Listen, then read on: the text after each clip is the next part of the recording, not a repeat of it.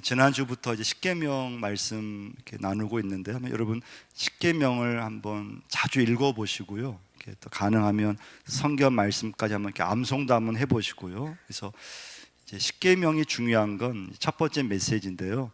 하나님과 나와의 관계를 건강하게 지켜주는 울타리 역할을 하기 때문에 그래요. 이제 성경 말씀에 보면은 이제 법에 대한 말씀이 참 여러 군데 나와요. 그래서 신명기법, 안식일법, 제사법, 십계명도 법이라고 보시면 돼요. 10개의 법이에요. 법이기 때문에 그 법을 지켰을 때 하나님께서 상 주신다는 말씀이 있고요. 또 법을 지키지 않았을 때 하나님께서 또 내릴 그런 어떤 벌도 나와요. 근데 5절 말씀 한번 6절 같이 한번 읽어보겠습니다. 그것들에게 절하지 말며 그것들을 섬기지 말라. 나 내 하나님 여호와는 질투하는 하나님인즉 나를 미워하는 자의 죄를 갚되 아버지로부터 아들에게로 3, 4대까지 이르게 하거니와 나를 사랑하고 내 계명을 지키는 자에게는 천대까지 은혜를 베푸느니라. 할렐루야. 내 계명을 지키는 자에게는 천대까지 은혜를 베푼다. 이건 하나님의 엄청난 축복이에요. 그러니까 하나님이 십계명을 우리에게 주신 것은 절대 우리를, 사람을 이렇게 한번 좀 힘들게 하려고 하거나 여러분과 저를 어떤 말씀으로 이렇게 막 얽어매기 위해서, 어떤 부담을 주기 위해서 주신 말씀이 전혀 아니에요. 그런 모든 계명은 하나님이 우리 사람에게 행복을 주기 위해서 하나님의 계명, 말씀을 주셨음을 꼭 믿으셔야 돼요. 하나님은 모든 계명이든지 말씀이든지 어떤 말씀이든지 그게 우리 사람들을 막 어떤 부담을 준다든지 막 무거운 짐을 막 이렇게 얹어주는 것이 아니고요. 여러분과 저로 하여금 이 땅에 살면서 하나님과 관계를 맺으면서 행복하게 살아가라고 주신 것이 하나님 말씀이에요. 계명이에요. 그래서 여러분, 성경책은요, 인간에 대한 책이 아니라는 걸 꼭 기억하셔야 돼요. 성경 모든 말씀은요, 하나님에 대한 책이에요. 그래서 우리 사람들이 하나님 말씀 들을 때, 또 말씀을 읽을 때 하나님을 알아가고 하나님을 예배하고 하나님을 이 땅에서 관계를 맺으면서 그 하나님을 잘 섬겨가는 그런 삶을 살라고 주신 것이 하나님 말씀이에요. 그 중에서 십계명 말씀이 중요한 건 하나님과 나와의 관계를 이렇게 아주 건강하게 그 관계를 맺어주는 것이 십계명 말씀이에요. 그래서 십계명 말씀, 여러분과 제가 이 땅에 사는 동안에 십계명 말씀을 내가 붙잡아야지, 내가 십계명 말씀대로 한번 살아봐야지, 내 자녀들에게 십계명 말씀을 가르치면서 내가 십계명 말씀을 정확히 이렇게 붙잡으면서 이제 살아야 된다는 것을 이제 우리에게 말씀해 주고 있어요. 하나님의 계명은 그러니까 이제 우리 행복을 해 주셨다 그랬잖아요. 그러니까 그 말씀을 내가 지키지 않으면 행복한 삶을 살 수 없어요. 그러니까 여러분과 제가 좀 멋지게 살고 싶고 아름답게 살고 싶고 좀 잘 살고 싶은데, 근데 그것이 하나님 말씀은 하나님의 계명을 지키라고 하는 거예요. 그게 전제됐을 때 우리의 삶이 행복할 수 있다는 것이 하나님 말씀이에요. 그래서 신명기 6장 24절 말씀인데요, 여호와께서 우리에게 이 모든 규례를 지키라 명령하셨으니 이는 우리가 우리 하나님 여호와를 경외하여 항상 복을 누리게 하기 위하여 하심이며 또 여호와께서 우리를 오늘과 같이 살게 하려 하심이라. 할렐루야. 그래서 여러분과 제가 십계명 말씀은 오래전의 말씀인데, 근데 그 말씀은 오늘 여러분과 저에게 하나님과 내가 관계를 맺어주는 울타리 역할을 하는 하나님 말씀임을 꼭 기억하셔야 돼요. 자, 두 번째 메시지예요. 다시 3절 한번 읽어보겠습니다. 너는 나 외에는 다른 신들을 내게 두지 말라. 자, 성경 말씀에서요, 너라는 단어가 나오잖아요. 너, 이것은 이스라엘 백성을 집단적으로 가리키는 이제 단어예요. 너라는 게 나오면 이것은 이스라엘 백성을 의미하는데, 이건 오늘 여러분과 저를 의미하기도 해요. 그러니까 하나님의 백성들을 의미하는 말씀이에요. 자, 그 다음 말씀, 너는 나 외에는 이 원래 뜻은 무엇인가 하면요, 내 얼굴 앞에서, 그런 뜻이에요. 원뜻이 얼굴 앞에서. 그러니까 하나님과 나 사이에 다른 것이 끼어들면 안 된다는 거예요. 하나님과 나 사이에, 그러니까 인간은 피조물이고 인간을 만드신 분이 하나님이신데, 여러분과 이 땅을 이제 인생을 살아가고 있잖아요. 근데 사는 동안에 하나님과 나 사이에 이 관계에서 다른 어떤 것이 그 관계를 끼어들 수 없다는 거예요. 끼어들면 안 된다는 거예요. 이게 첫 번째 계명이에요. 그래서 이스라엘 백성들은 이때부터 여호와 하나님만을 섬겨야 되는 백성이 됐던 거예요. 여러분과 저도 하나님의 자녀이기 때문에 이 땅에 사는 동안 여호와 하나님만을 섬기는 주님의 자녀가 된 줄 믿으시기를 바랍니다. 이게 이제 이 첫 번째 계명의 이제 제일 중요한 핵심 메시지예요. 여러분과 제가 살면서 누구를 섬길 것인가는 굉장히 중요한 인생의 주제가 돼요. 어떤 사람은 석가모니를 섬기면 그 사람에게는 모든 게 불교가 기준이 돼요. 또 어떤 분은 이상하게 이단에게 전도를 받아서 그 사람은 그냥 자기도 모르게 통일교를 따라간다든지, 자기도 모르게 여호와 증을 따라간다든지, 또 그냥 이단에 따라가는 그런 사람이 돼요. 그 사람의 인생은 또 그 어떤 이단이 가르쳐주는 것의 기준이 돼요. 요즘 우리나라 분들 중에는 제사를 많이 드리잖아요. 제사 드릴 분들은 보면 어떻습니까? 그 집이, 제사가 그 집의 거의 기준이 돼요. 1년에 6월달 되면 누구 제사, 또 우리 집에 누구 제사, 거의 1년에 한 10번 내외 그 집의 모든 기준이 제사가 돼요. 미신을 섬기는 그런 가정 보면 어떻습니까?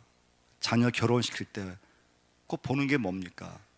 기준이, 사주를 본다든지, 이사 갈 때 날짜를 또 본다든지.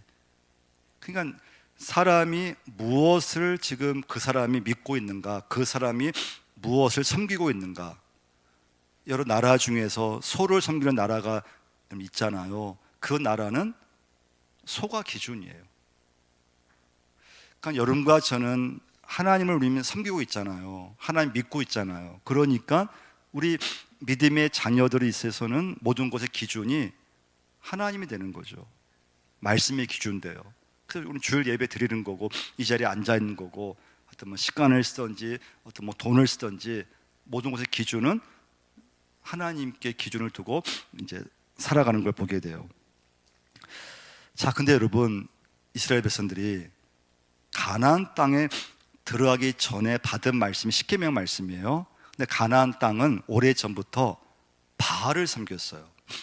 이 바알은 농경 사회에서 그 농사를 지을 때 가장 중요한 비거든요. 비, 적절한 비가 내려야 되는데 그 비를 관장하는 신이 바알 신이었어요. 근데 하나님은 이스라엘 백성들에게 가나안 들어가기 전에, 가나안 들어가서 어떤 일이 있어도 하나님 한 분만을 섬겨야 된다, 이걸 강조한 게 십계명 말씀이에요. 1계명 말씀이에요. 근데 이스라엘 백성들은 시간이 지나면서 이 말씀을 지키지 못했어요. 가나안이 섬겼던 바알을 이스라엘 백성이 섬기기 시작했어요. 그러니까 하나님도 섬기고 바알도 섬기는 종교 혼합주의에 빠지게 됐어요. 자, 그럼 이것이 이스라엘 백성들의 문제만 끝나는 것인가?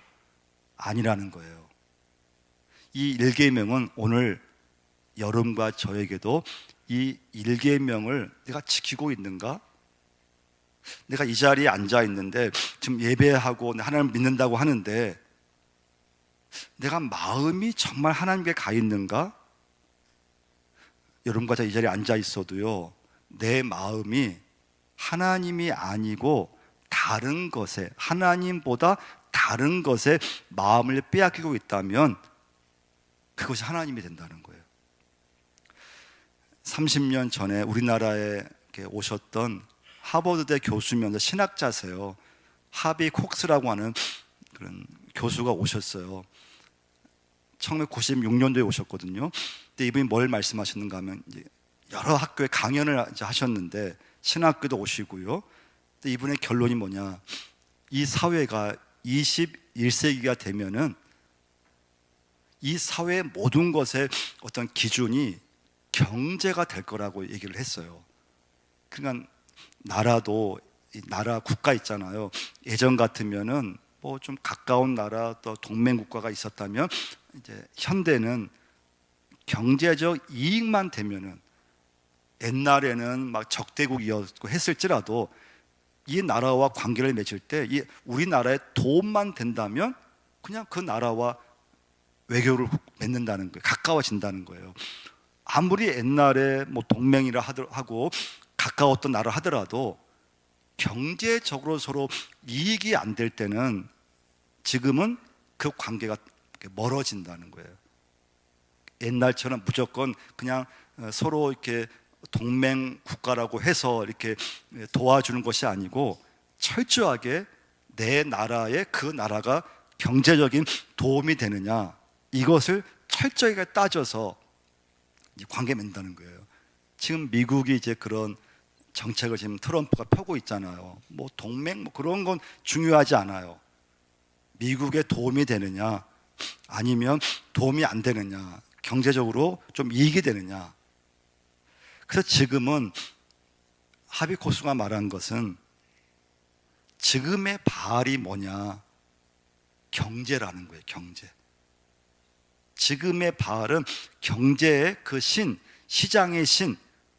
거의 사람들이 돈의 유혹을 많이 받고 거의 사람들이 물질에 의해서 그 사람들이 움직이는, 그래서 하나님의 위치에 있는 것이 물질이라는 거예요. 그럼 여러분과 저도 마찬가지죠. 하나님을 내가 섬긴다고 하고 의지한다고 하고 이 자리에 앉아있고 예배자로 앉아있는데, 근데 문제는 내 마음이 자녀에게 마음이 가 있다면, 하나님보다도 내 자녀에게 늘 마음이 가 있다면 나의 하나님은 자녀가 된다는 거예요.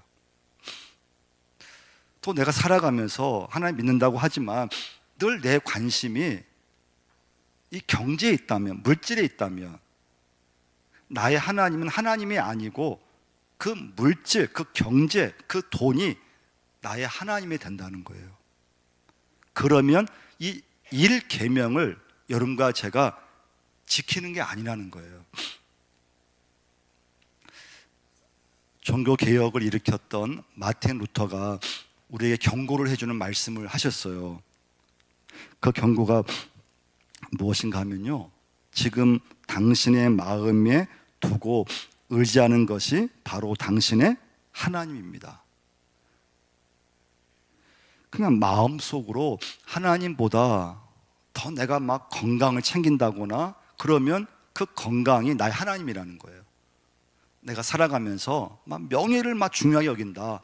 그럼 내가 아무리 이 자리에 앉아있고 믿음을 아무리 얘기를 해도 하나님, 나의 하나님이 되는 것이 아니고 내가 지금 붙잡고 있는 그것이 나의 하나님이 된다는 거예요. 그러니까 여러분과 제가 오늘 이 십계명 말씀을 보면서 이스라엘 백성만을 우리는 탓할 것이 아니라는 거예요. 여러분과 저도 살다 보면은 이 현실에서는 나도 모르게 하나님이 자꾸 뒤로 밀려난다는 거예요. 그리고 하나님 대신에 내가 살면서 붙잡고 있는 자녀든 건강이든 또는 물질이든 그것이 하나님의 위치에 딱 올려져 있어서 하나님도 믿고 있지만은 그 하나님보다도 또 다른 것을 붙잡고 있는 여러분과 저의 모습을 보게 돼요. 그러면 여러분과 제가 살아가면서 예수를 믿고 있지만 이 첫 번째 이 1계명에부터 우리는 굉장히 고민이 되고 그 1계명을 내가 지키는 것이 아니고 불순종할 때가 굉장히 많다는 것을 꼭 기억하셔야 돼요. 그래서 엘리야는 갈멜산에서 이렇게 선포했어요. 열왕기상 18장 21절 말씀인데요. 엘리야가 모든 백성에게 가까이 나아가 이르되 너희가 어느 때까지 둘 사이에서 머뭇머뭇하려느냐. 여호와가 만일 하나님이면 그를 따르고 바알이 만일 하나님이면 그를 따를지니라 하되 백성이 말 한마디도 대답하지 아니하는지라. 그러니까 이스라엘 백성들의 하나님께서는 하나님 한 분만을 섬겨야 된다, 하나님과 나 사이에 다른 게 끼어들면 안 된다고 말씀했지만, 그러나 현실에서는 이 말씀을 지키지 못했어요. 하나님도 믿으면서 또 바알도 믿고, 또 하나님 믿으면서 또 우리는 또 세상을 의지하게 되고. 근데 하나님 여러분과 제게 오늘 말씀합니다. 그 둘 중에서 하나를 택하라는 거예요. 할렐루야. 그게 믿음이라는 거예요. 신앙이라는 거예요. 하나님과 세상 그 둘 중에서 하나님을 선택하라고 하는 말씀이에요. 근데 이스라엘 백성들은 그 열왕기 시대에요, 그 엘리야의 경고를 무시했어요. 마태복음 6장 33절 말씀이죠. 그런즉 너희는 먼저 그의 나라와 그의 의를 구하라. 그리하면 이 모든 것을 너희에게 더하시리라. 아멘. 마태복음 22장 37절 말씀이죠. 예수께서 이르시되 오직 마음을 다하고 목숨을 다하고 뜻을 다하여 주 너의 하나님을 사랑하라 하셨으니. 할렐루야. 주 너의 하나님을 사랑하라는 거예요. 이때 예수님이 하신 말씀인데, 예수님은 신명기 6장 말씀을 인용하신 거예요. 그러니까 예수님께서 신명기 6장 말씀을 인용하시면서 마음을 다하고 뜻을 다하고 힘을 다해서 너의 하나님을 사랑하라, 이 말씀은요 강력한 말씀이에요. 우리가 그냥 이렇게 그냥 말씀을 들어서 그렇지, 그냥 읽어서 그렇죠. 마음을 다하고 목숨을 다하고 힘을 다해서 주 너의 하나님을 사랑하라. 할렐루야. 그 세 번째 메시지는요, 그래서 여러분 계명은 사랑으로 번역해서 읽으셔야 돼요. 계명으로만 받아들이면 그냥 말씀이 부담만 되고요, 그냥 하나의 말씀이 그냥 나와 그냥 관계가 없는 것 같고요, 그냥 말씀을 들어도 막 이렇게 좀 나를 막 그냥 힘들게 하는 것 같고. 근데 계명은 절대 여러분과 저를 힘들게 하려고 준 것이 아니에요. 그래서 어떤 말씀이든지 그 계명이 하나님 말씀이 되려면 여러분과 제가 사랑으로 그 말씀을 받아들이셔야 돼요. 하나님 사랑으로만 어떤 계명이든지 그 하나님 말씀을 사랑의 관점에서 그걸 믿고 받아들일 때 믿음의 역사가 일어나게 되어 있어요. 세 번째 메시지예요. 그러니까 마음을 다하고 목숨을 다하고 뜻을 다하여 하나님을 섬긴다는 것은 굉장히 어려운 그런 말씀이에요. 근데 하나님의 사랑을 내가 입었을 때, 그 사랑을 내가 받았을 때, 그 은혜를 받았을 때 하나님의 계명은 여러분과 저에게 전혀 어렵지 않다는 거예요. 하나님의 말씀이 그냥 막 행복해요. 말씀대로 살고 싶어져요. 그 말씀이 막 부담이 안 돼요.